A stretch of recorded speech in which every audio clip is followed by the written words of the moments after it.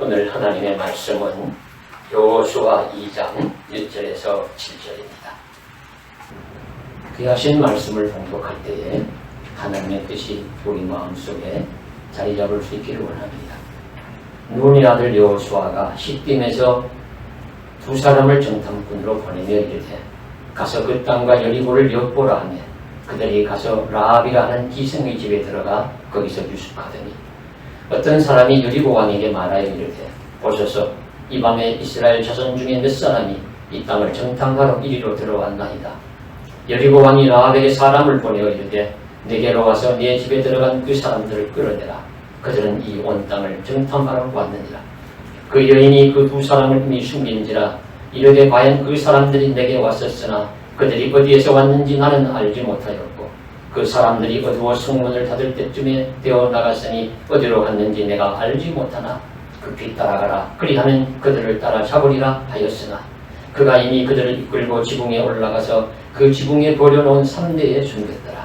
그 사람들은 요단 나루터까지 그들을 쫓아갔고 그들을 뒤쫓는 자들이 나가자 곧 성문을 닫았더라. 아멘. 1900년 봄이니까 한참 오래전 이야기입니다. 미국 뉴욕 카네기 홀에서 기독교 해외 선교대회가 열렸습니다. 이곳에 당시 조선 최초의 근대식 병원인 제중원을 담당했던 의사이기도 하고 고종황제의 주치의이기도 하고 그런 올리버 에디슨 의료 선교사가 보고할 차례가 되었습니다.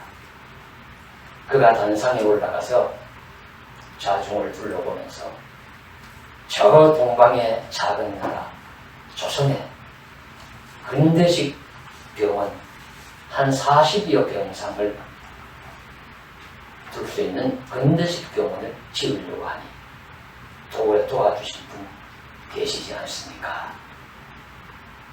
아마 그 당시에 우리 조선은 미국인의 눈으로 그 자리에 모인 사람이 볼 때는 지금 우리가 저 아프리카의 이름도 잘 들어보지 못한 그런 나라를 보는 것과 같았을 거예요.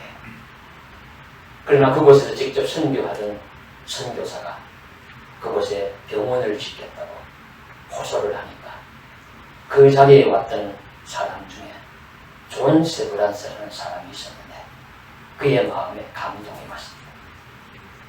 마침 그는 선교지 어딘가에 병원을 지으려고 계획하고 있던 차였다고 합니다. 잘됐다.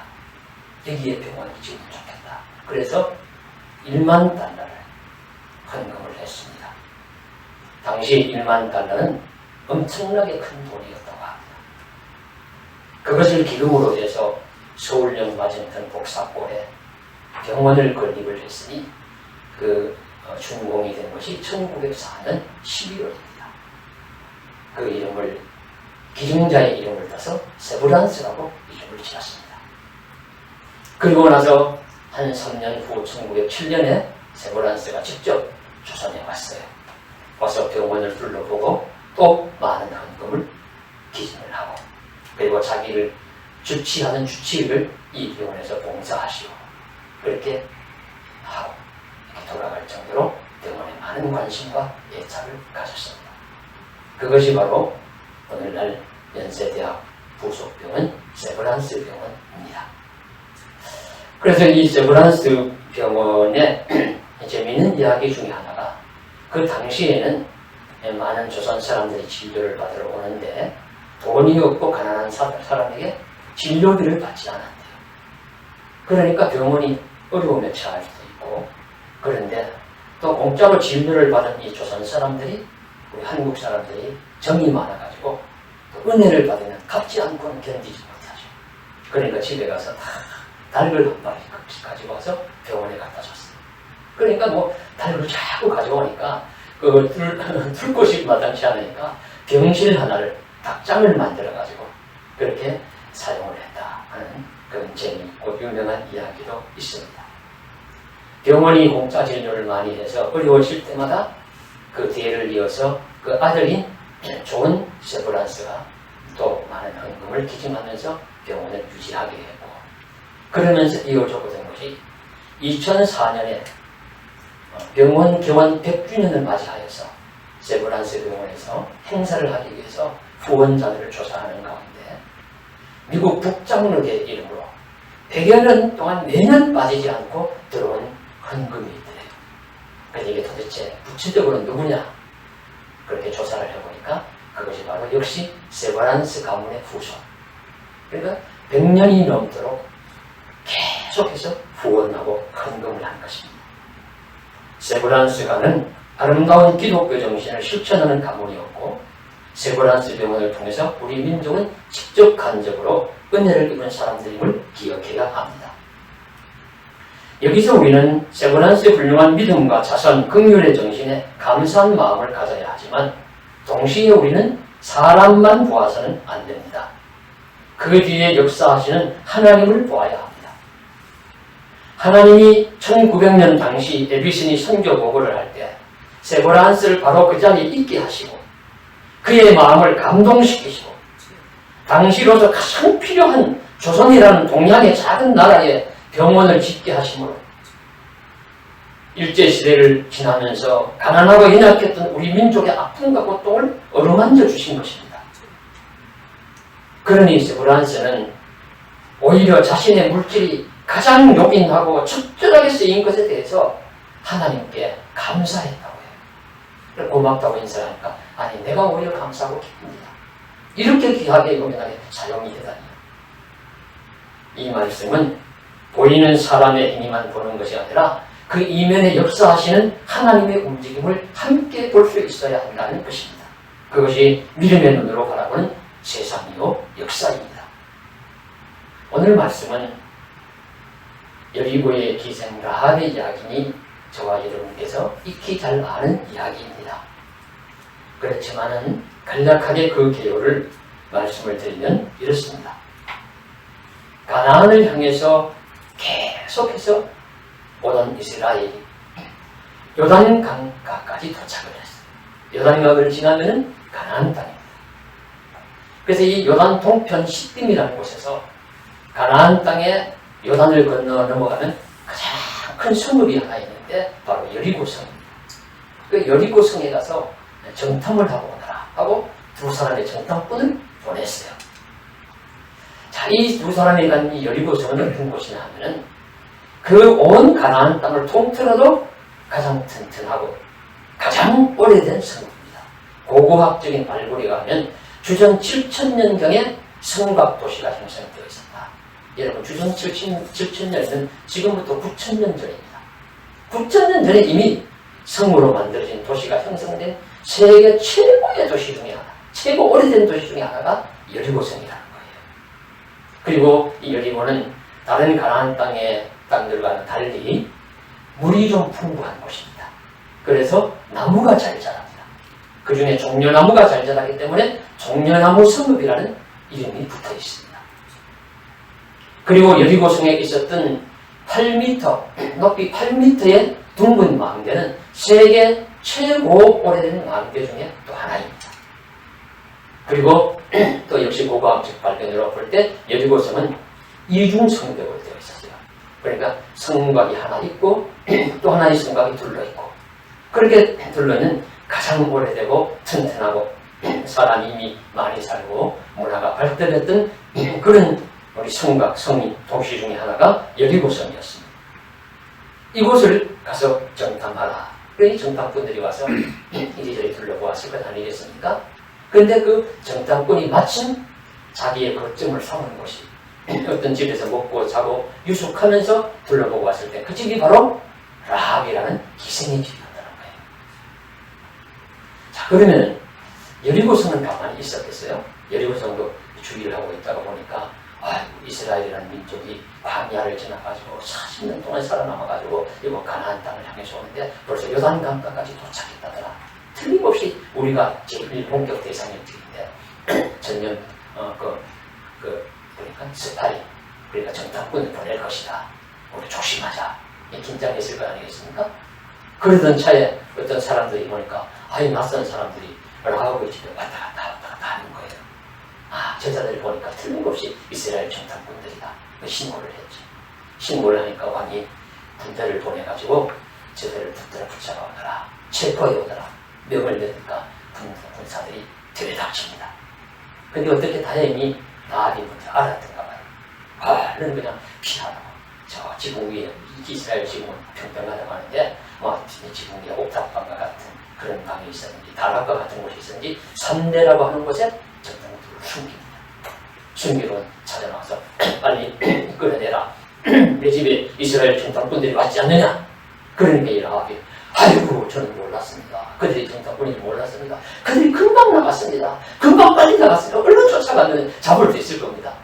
이렇게 이야기를 해서 그들을 따돌리고 이 정탐꾼들을 살려주었죠. 그리고는 올라가서 그들과 계약을 합니다. 그들에게 이야기합니다. 내가 소문을 들으니까 당신들의 하나님은 세계를 지배하시는 하나님, 상천하지 하늘과 땅을 지배하시는 하나님, 그 하나님을 믿는 당신 민족이 광야를 살아남아서 마른 땅을 홍해도 마른 땅처럼 지나왔고 수많은 민족들 다 방해를 물리치고 어려움을 물리치고 이곳까지 와서 틀림없이 이것도 점령되어 함락될 것이 분명한데 그때가 되면 이 일을 기억하고 내가 당신을 선대했으니까 이 일을 기억하고 나를 불쌍히 여기고 우리 가족들을 불쌍히 여겨서 이 집을 살려달라고 그렇게 부탁을 합니다. 약조하라고. 그래서 이제 붉은 끈을 내리는 것으로 약조를 하고 내가 밀고 하지 않으면 내가 우리를 선대한 것에서 결코 우리가 죽음으로도 잊지 않겠다. 그렇게 약속을 하고 정탐꾼들은 돌아갔고 얼마 후에 이스라엘은 요단강을 건너 여리고성을 점령함으로써 모든 여리고성의 동물을 비롯한 모든 사람들이 하나님의 거룩한 성전에 이름하여서 몰살하는데 이 라합의 집만 붉은 줄을 내림으로써 표시를 해서 살아남았다는 그런 이야기가 이 여호수아 2장에 나오는 기생 라합의 이야기입니다. 이 말씀을 우리가 읽으면서 하나님의 메시지를 듣고자 하는데 두 개의 질문을 드림으로써 메시지를 살펴보고자 합니다. 하나는 라합의 행위에 대한 정당성의 문제이고요. 두 번째는 왜 여리고성의 수많은 사람들 중에 하필이면 기생인 라합의 도움을 받아 정탐이 살았고 하나님은 이런 자를 통해서 일하시냐 하는 것에 대한 질문에 대한 대답을 드림으로써 오늘 메시지를 대하겠습니다. 첫째, 라합의 행위에 대한 정당성에 관한 질문입니다. 신학원 수업 중에 이 질문을 받은 적이 있습니다. 매사에 궁금증이 많고 질문이 많으신 집사님이 질문을 해요. 제가 성경을 읽으면서 여러 가지 이해가 안 되는 것들이 있는데 그 중에서도 이해가 가장 안 되는 것 중에 하나가 기생 라합의 이야기입니다. 어찌해서 기생 라합이 자기 민족을 배반하고 자기 혼자만 살려고 그렇게 할 수가 있고 성경은 또 그것을 잘하는 행동이라고 그렇게 칭찬을 하고 그럴 수가 있습니까? 그런 질문이었어요. 물을 수 있는 질문이죠. 그런데 이렇게 대답하겠습니다. 우리는 역사를 볼 때 그 역사가가 쓴 관점에 따라서 보아야 합니다. 그래야 그 사건을 통해서 주려고 하는 메시지가 올바로 이해가 되고 유용한 메시지로 다가옵니다. 성경의 역사에는 성역사, 거룩한 역사, 그래서 어떤 사물이든지 사람이든지 하나님이 하시고 계획하신 일에 합당하게 쓰임받는지가 중요합니다. 하나님의 뜻에 맞게 합당하게 쓰임받으면 그것이 정의고 의이고 선입니다. 그렇지 않으면 악이고 부정이고 불의입니다. 이 성경이 주신 관점이에요. 그리고 우리 사람이 저를 비롯해서 여러분 이 땅을 살아가는 사람이 관점이 온전하지 못합니다. 그 누구도 전능자의 관점에서 판단할 수가 없습니다. 우리는 세상에서 일어나는 모든 문제나 그런 것들에 대해서 전지적인 관점에서 올바르게 판단할 수 있는 능력을 상실한 것이 우리 인간입니다. 왜냐하면 시공간의 한계를 가지고 있기 때문이고요. 이미 태어나면서부터 본유적인 것이나 어떤 곳에 소속이 되어서 선입견으로 무장이 되어 있습니다. 그렇기 때문에 나는 공정하다고 생각할지 모르지만 전능자가 보시는 관점에서나 또 다른 편에서 볼 때는 절대로 공정하지 못해요. 우리가 바라보는 역사는 우리 인간 편의 역사입니다. 그러나 세계에는 인간만이 살고 있지 않지 않습니까? 공중에는 새들도 있고 동물들도 있고 바다에 어류들도 있어요. 그래서 예를 들면 지금 개미가 가장 인간 사회와처럼 발달한 개미 사회라고 합니다. 연구한 부분들이 이야기를 해요. 그들은 왕도 있고 두려움도 있고 그리고 협업도 할 줄 알고 분업도 할 줄 알고 아주 조직적이라고 합니다. 개미도 사회가 있다는 거죠. 그런데 개미들이 아무리 그렇게 분업을 하고 하더라도 그들이 인간 세계를 이해하겠습니까? 못하죠. 할 수가 없어요. 우리는 하나님의 세계를 이해하지 못해요. 만일에 우리가 개미 세계를 보고 저는 이런 상상까지 해보았습니다. 보고 우리가 개미들이 막 자기 군락을 이루고 살아갑니다. 그러다가 이놈들은 굉장히 귀찮네. 그래가지고는 약을 가지고 와서 쫙 뿌렸어요. 그럼 개미들은 어떻게 생각하겠나요? 아이고 갑자기 나쁜 병균들이 와서 전염병이 와서 많이 죽네. 이러면서 이제 막 개미들은 부산을 떨면서 큰일 났다. 좀 조치를 하자 할지 모르고요. 그리고 제가 또 그냥 이놈들 좀 멀리 쫓아버려야겠다. 물을 가지고 와서 확 부었습니다. 보니까 개미들은 뭐 갑자기 하늘에서 폭우가 쏟아지네. 큰 장마 홍수가 났네. 이러면서 난리를 칠지 모르죠. 우리는 알 수 없는 것입니다. 그저 우리 하나님의 세계를 알 수 없는 것입니다. 세상을 바라볼 때도 우리는 다 이해할 수 없는 세상의 일들이 그렇기 때문에 있는 것입니다. 우리가 성경 역사를 읽으면서도 다윗이 이기면 통쾌합니다. 다윗이 골리앗 이기는 거 보면 통쾌하고 기뻐합니다. 왜 그랬습니까? 이미 우리는 믿는 자의 입장에서 성경의 입장에서 바라보기 때문에 만일에 블레셋 사람 입장에서는 자기의 장수가 죽는 것이 좋을 리가 있습니까?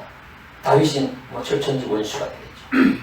이순신이 배 10척도 10여 척 남은 배로 수백 척의 일본 함대를 무찌르고 그 수많은 일본 병사들을 수장을 시켰습니다.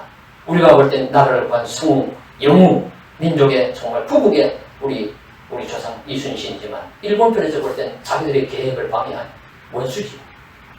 이 한계를 인간은 피할 수 없다는 말씀을 드리는 것입니다. 우리는 살아오면서 어느 편에도 모르게 자신이 소속되어 있습니다.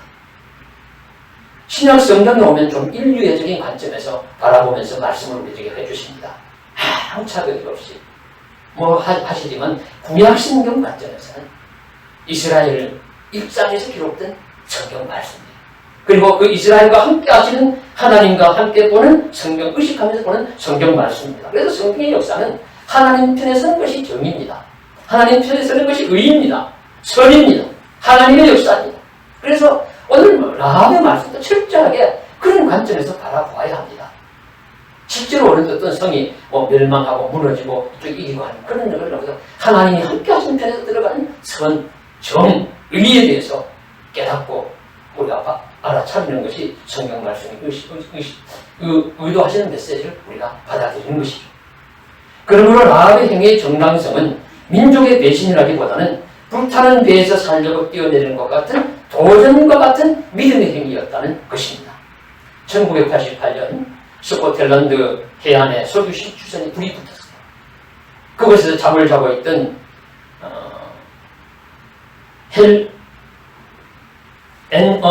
앤디 모칸이라는 사람이 유일하게 한 사람 살아남은 사람인데 그런 잠을 자고 있다고 쿵 하는 소리에 일어나서 보니까 배에 온 시추선 배에 불이 붙어 있습니다. 불이 붙어가지고 쿵쿵 터지고 불이 활활 타오릅니다. 얼른 배의 난간을 향해서 뛰었습니다. 뛰어서 밑을 내려다보니까 50m 높이 바다에 기름이 그래서 막 곳곳마다 불이 막 일어나고 있고 시퍼런 그 바닷물이 출렁이고 있고 뛰어내리냐 뛰어내리지 않느냐 기로에 섰습니다. 그때 앤디 모칸에게는 두 가지 선택이 있었습니다. 하나는 배에 있으면 100% 죽습니다. 그러나 뛰어내리면 0.0001%도 살지 모릅니다. 어느 것을 선택했느냐? 앤디 모칸은 50m 있는 그 푸른 바다로 뛰어내렸습니다. 그리고 그는 유일하게 그때 168명이 죽었다고 하는데 살아남은 한 유일한 생존자가 되었습니다. 라합의 인식과 행동은 이와 같은 절박함에서 나오는 것입니다. 라합이 정탐꾼을 살려주나 살려주지 않느냐에 따라서 전쟁의 승패가 결정되는 것이 아닙니다. 이미 여리고성은 함락되게 되어 있습니다. 문제는 어떤 사람이 그 안에서 하나님 뜻에 맞게 합치돼서 하나님과 함께 살아남는 그것은 또 다른 문제로 제기되고 있는 것이죠.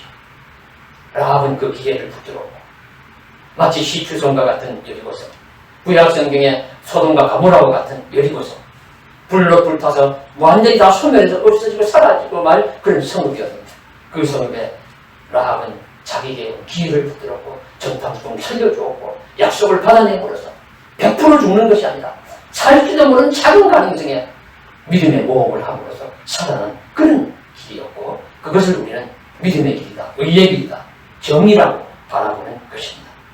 그렇게 라합이 결정한 근거가 무엇이냐면 바로 하나님이 그녀의 눈을 여시고 그녀의 마음을 여신 것입니다. 그녀의 집은 성벽에 붙어 있었다고 보여져요. 왜냐하면 이 성벽을 살려줄 때 그대로 달아내리죠.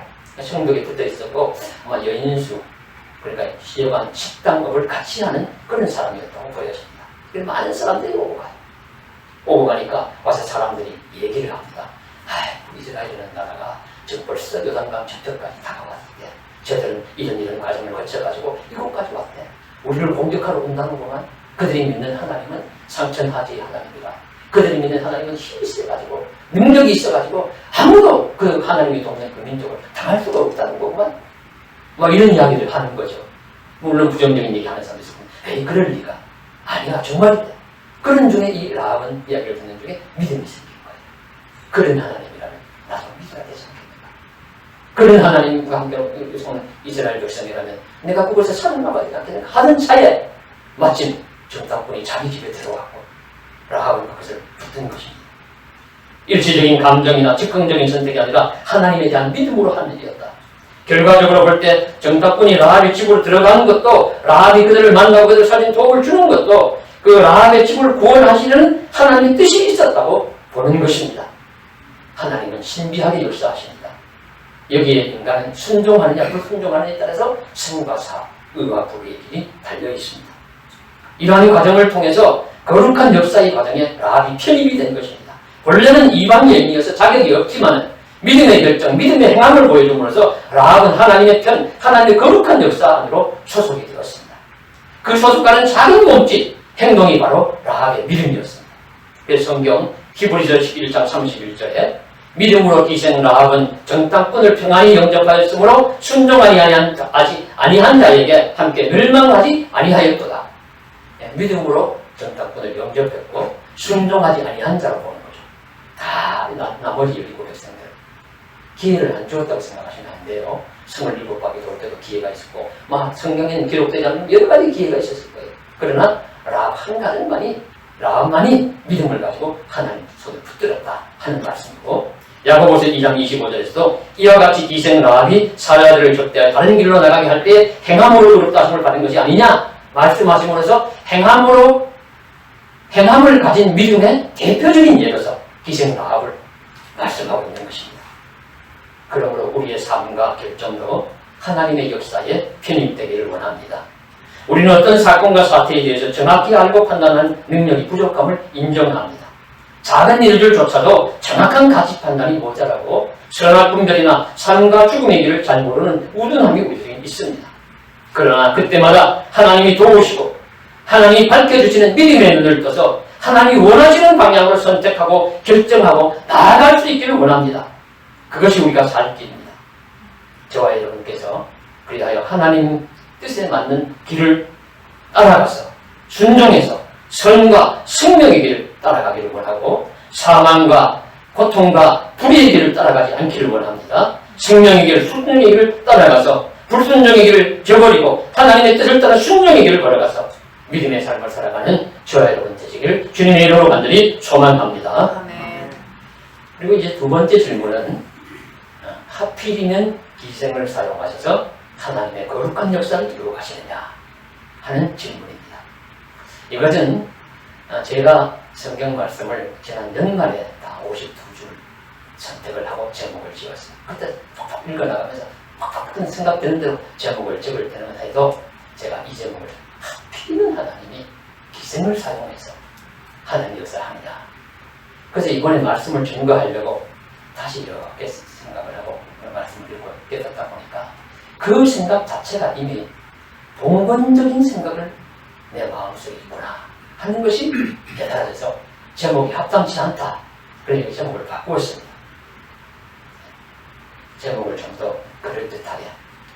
제목이 뭐죠? 바람이 나무를 움직인다. 그것까지는 결론을 말씀드리겠습니다.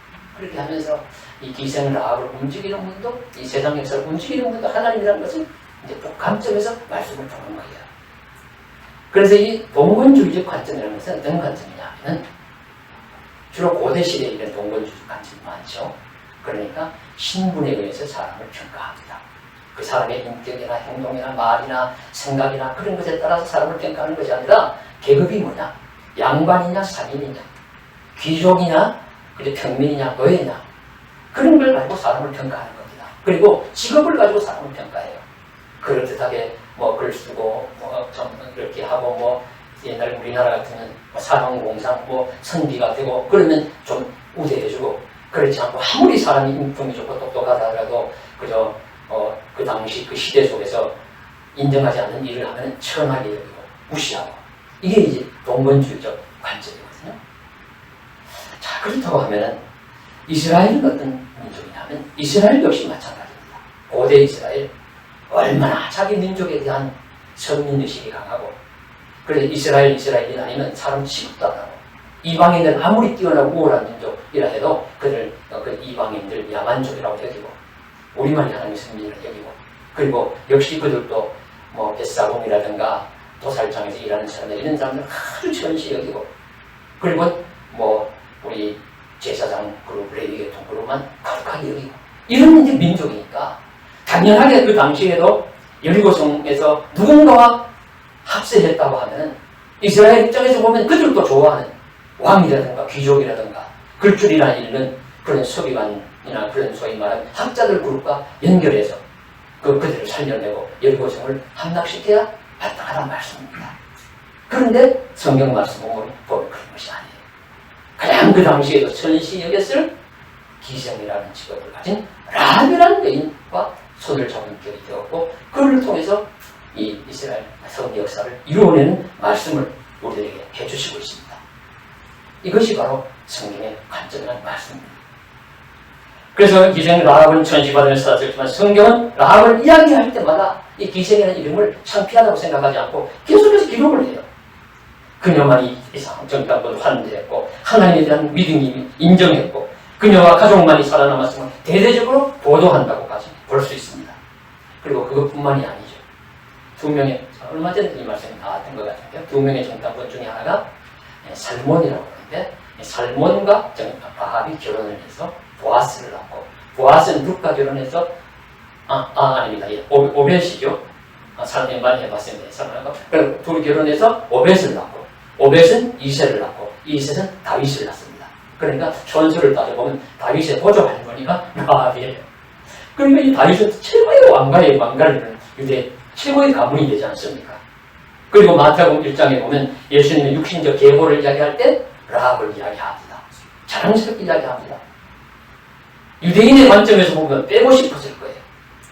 그럼에도 성경에서 이 라합의 이야기를 하시는 것은 존경받는 기부인이 아니었지만 이스라엘과 어떤 영광이 되어 살아남아서 믿음의 가운데 편입된 것을 귀하게 생각하고 가장 위천하였을 그런 일을 주막집 여주인으로 살았지만 성 역사의 계보에 한 자리를 차지하는 것을 보여줌으로써 하나님이 사람을 쓰시는 것은 사람이 보는 관점하고 다르다는 겁니다. 사람이 보아서 그저 뭐 이렇고 저렇고 하면서 이런 사람 쓰고 저런 사람 물리치기 하는 관점이 아니라 하나님의 말씀에 합당하게 순종하는 사람, 세상에 볼 때 호불호로 나눈 직업군에 의해서 평가받는 것이 아니라 그 누구라도 하나님의 손에서는 귀하고 요긴하게 쓰임받을 수 있다는 것을 성경은 말씀하시고 있습니다. 이 사실이 오늘 우리도 낙심도 하지 말게 하시고 교만하지도 않게 하신 이유입니다. 내가 비록 많이 배우고 많이 세상에 그런 자리에 있다 할지라도 교만할 이유가 없죠. 그것 때문에 하나님이 나를 귀하게 쓰신 것이 아닐 테니까요. 내가 비록 배운 것이 짧고 세상에 환호하는 직업군에 속하지 않는다 하더라도 그것 때문에 낙심할 이유도 없습니다. 왜냐하면 하나님은 또 그것 때문에 나를 멀리하지 않으실 분이기 때문입니다. 예리고성의 기생 라합이 믿음으로 정탐꾼을 살려내는 일을 하였고, 그리고 유일하게 그 역사적인 과정에서 살아남았다 하는 유대 최고의 또 다윗의 가문, 왕족의 가문에 의연하게 자리 잡는 사실과 메시아의 계보에 기록되었다는 사실을 보여줌으로써 성경은 이것을 부끄럽게 여기지 않고 우리에게 더 귀한 것으로 아름다운 삶을 살고 하나님 말씀에 순종하는 복된 삶만 되면 그것이면 족하다 하나님 우리에게 말씀해 주신 줄로 믿습니다. 그래서 고린도전서 1장 26절 이하에 형제들아 너희를 부르심을 보라. 육체를 따라 지혜로운 자가 많지 아니하며 능한 자가 많지 아니하며 문물 좋은 자가 많지 아니하도다. 그러나 하나님께서 세상에 미련한 자들을 택하사 지혜 있는 자들을 부끄럽게 하려 하시고 세상에 약한 것들을 택하사 강한 것들을 부끄럽게 하려 하시며 하나님께서 세상에 천한 것들과 멸시받는 것들과 없는 것들을 택하사 있는 것들을 피하려 하시나니 이는 아무 육체라도 하나님 앞에서 자라가지 못하게 하려 하십니다. 내가 지혜롭든지 아니든지 문물이 좋든지 아니든지 그건 큰 문제가 되지 않습니다. 하나님이 바라보시는 것은 우리 삶을 통해서 주님을 기쁘시게 하면 됩니다. 하나님 앞에 쓰임받느냐 아니냐 그것만 따지면 됩니다. 믿음의 사람들에게는 모든 편견과 세상의 이목을 이겨내고 믿음의 길을 잘 걸어가고 하나님께 귀하게 쓰임받아 의미 있는 인생길이 되라고 말씀하시는 줄로 믿습니다. 이 믿음의 길에 저와 여러분께서 동참해서 함께 걸어갈 수 있기를 간절히 소망합니다.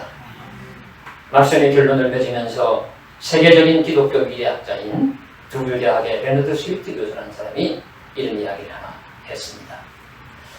모든 시대가 아니고 현대 시대에는 가장 큰 오해가 하나 있는데 나무가 바람을 움직인다.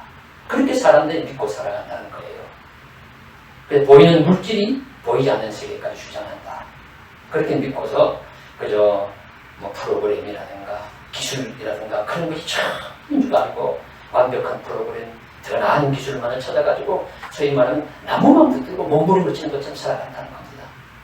그런데 나무는 바람을 움직이지 못해요.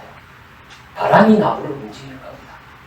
바람이 나무를 움직이는 거라는 말씀이죠. 그 바람을 우리는 성경에서는 우리 기독교 신앙에서는 성령이요 하나님이라고 부르는 것입니다. 믿는 것입니다. 이제 교회는 나무를 껴안는 대신 바람을 하는 시도를 해야 된다고 가르쳐 줍니다. 이것은 교회뿐 아니라 다 마찬가지로 보여집니다. 민족도 개인도 동일하게 적용될 것입니다. 보이는 것보다 보이지 않는 것이 세상을 움직입니다. 나무보다는 바람을 느끼는 것이 중요합니다. 바람을 타야 합니다. 비록 우리 라합이 오늘 말씀에 그런 운영했던 것이 작은 여관급이 어떤지 큰 호텔은 아니었을지 몰라도 작은 식당이었을지도 모르죠. 그리고 그 당시에 존경받고 그런 좋은 그런 부에 속한 아닌 기생이라는 그런 집에 속한 사람이었다고 하더라도 중요한 것은 하나님이 부시는 바람을 탔어요. 하나님이 부시는 바람에 우리 라합은 자신의 몸을 맡겼습니다. 이것이 라합의 믿음입니다.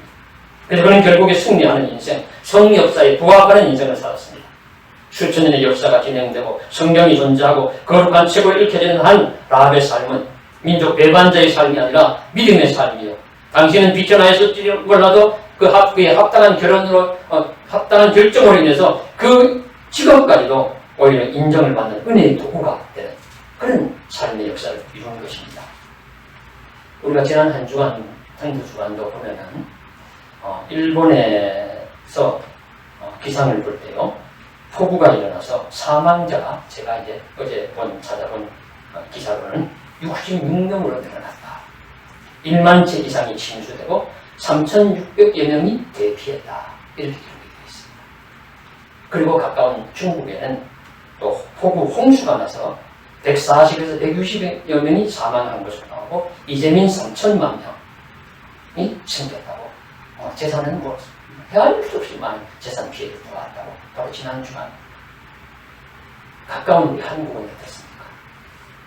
남해 안쪽은 비는 많이 왔다 그러지만 그렇게 큰 피해는 아니고 북한에는 오히려 비가 모자란다는 소문이 있습니다. 중간에 끼어 있습니다. 일본과 중국에 그렇게 큰 폭우가 옵니다. 하늘의 비구름을 누가 조절할 수 있습니까? 만약에 조절할 수 있다면 일본이 중국이 그렇게 당할 리가 없죠. 이게 거꾸로 되어도 마찬가지입니다. 사람은 모르는 하늘에 움직이는 비구름이 움직이는 것조차도 하나하고 거기에 당할 수밖에 없는 것이 우리 인생입니다. 인정해야 됩니다. 그렇다면 우리가 알고 모르는 사이에 성령의 바람은 불어올 것이고 이 잔인한 전염병 속에서도 하나님의 말씀과 성령의 바람은 불어올 줄로 믿습니다. 그래서 성도의 가정도 하시는 일도 교회도 하나님의 바람을 타야 희망이 있다. 그렇게 믿고 생명의 희망이 있고 믿음의 역사가 열릴 것이라는 그런 사실을 깨닫고 하나님의 바람, 성령의 바람을 우리가 믿음으로 탈 수 있는 저와 여러분 되시기를 주님의 이름으로 간절히 소망합니다. 기도드리겠습니다. 사랑하는 하나님, 우리는 우둔합니다. 세상에 일어나는 일들조차 다 선악의 불의를 판단하지 못합니다. 내가 옳게 판단했다고 해도 나와 다른 사람들이 또 많이 있습니다. 그렇다면 그것을 아시는 분은 하나님만이 아시겠죠. 마찬가지로 이런 바로 앞에 앞일도 저희는 알지 못합니다. 그런 우둔한 인생을 살면서 모든 것을 다 아는 것처럼 또 깨닫지 말게, 생각지 말게 하시고 그래서 하나님이 불어주시는 바람에 편입됨으로써 우리 소속됨으로써 성리 역사에 거룩한 역사에 하나님 우리도 기록되게 하시고 그래야 해서 우리 삶이 의미 있고 복되게 하여 주옵소서. 우리의 믿음이 결코 헛되지 않기를 원합니다. 주님 바라보면서 한 걸음 한 걸음 나아가게 하여 주옵소서. 주 예수님 받들어 간절히 기도드리옵나이다. 아멘.